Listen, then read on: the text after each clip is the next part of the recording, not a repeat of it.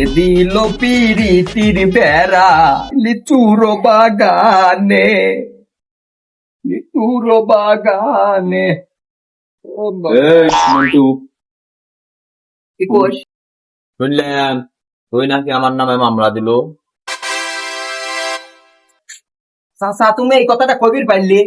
এই ডাহা মিষ্টি কথা দুপুর বেলা কি ডাকলি? কোন শালা কইলি?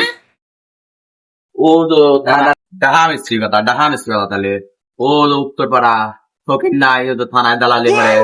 ও আমাকে নিয়ে যায় থানায়, দেখ এবারে খাতা খুলি পৃষ্ঠা উল্টো দেয় আমার নাম, বলে দাও তো মামলা আছে। তোরা খায় গেলি। আর চাচা কয়ও না, সেদিনকে রাত্রির বেলা স্বপন দেখেছি, বুঝলি যাও রাত্রির স্বপন দেখেছি যে তুমি ওই আমার দাউলি তাড়াইছে একটা কোপ, তার কোপ চাচা, ওরে মা কি বেটা, বেতার ঠেলায় কাইটি নক্ত নক্ত বাড়াচ্ছিলি।